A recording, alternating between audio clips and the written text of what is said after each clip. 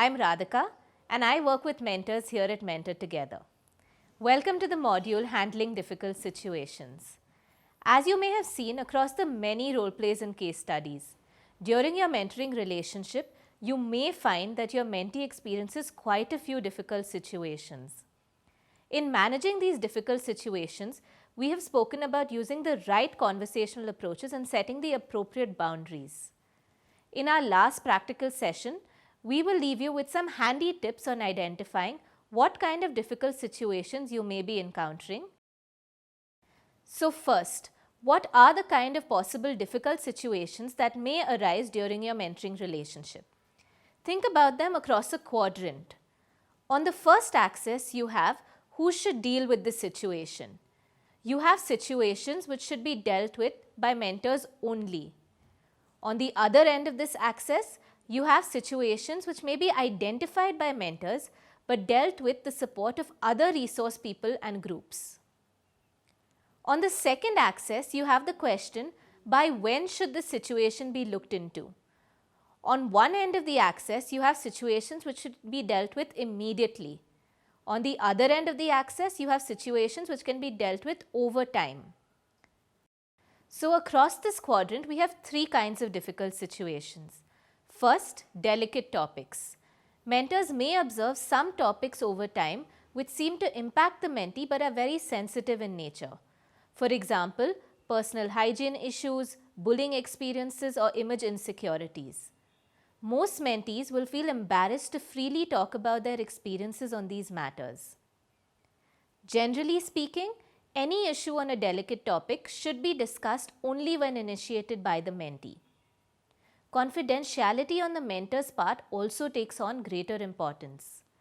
Because these matters are difficult to speak about easily, mentees may not be willing to discuss delicate topics with external parties whom they do not trust. Mentors can be adequately trained to deal with these topics on their own. Mentors may address such sensitive topics over time. Second are matters of crisis. These issues like child abuse and neglect are matters of grave concern and may require direct and immediate intervention. These matters may also require referral to the right law enforcement, health and welfare protection agencies. There are two important points for a mentor to be aware of in a crisis situation. First, mentors should never be expected to handle crisis alone. If a mentor suspects a crisis, their first role is to alert the Mentor Together program staff. Mentors should not attempt any resolution of a crisis on their own accord. Second, the time frame to resolve a crisis is immediate. Waiting on a longer time frame to solve a crisis could have life-harming implications for a mentee and their family. Last are ongoing issues of concern like unfavorable peer groups and initiation of drinking or smoking. These issues listed here may have significant implications for the life of the mentee, and therefore mentors need to report these concerns to the Mentor Together program staff. However, these issues do not necessarily require immediate or direct intervention. Many of these issues are ongoing conditions that mentees face. It is important that mentors do not focus too heavily on changing behavior immediately when these issues arise. Over time, the mentor, with the help of program staff and other resource people, can look into the appropriate steps to tackle such problems.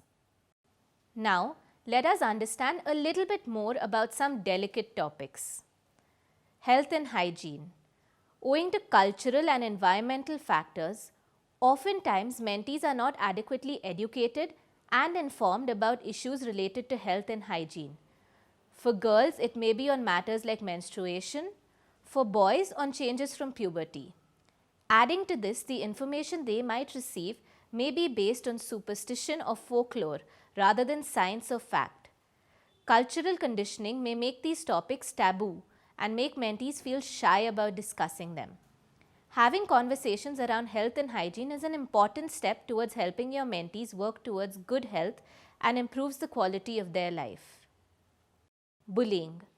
Research suggests that every third child in an Indian school is bullied. The kind of bullying may range from suggestive taunts that affect the mentee's self-esteem to more full-blown bullying that involves physical fighting. The mentee may not feel empowered enough or have the tools to deal with these situations, causing pent-up anger and frustration. Unchecked bullying can lead to serious long-term consequences, and hence this topic may be an important but sensitive conversation to have with your mentee. Self-image insecurities. Most adolescents go through periods of insecurities and self-doubt, especially in relation to matters like their physical build, the tone of their skin or weight. These matters are sensitive because the insecurities may be deep-rooted and the mentee might feel uncomfortable to express themselves on these matters. A mentee may also be experiencing these insecurities with mentees. They may feel even more embarrassed. This necessitates a more sensitive approach when addressing these issues. Class and cultural identity. A mentee's self-confidence can also be negatively affected by the cultural climate that emphasizes caste and class distinction.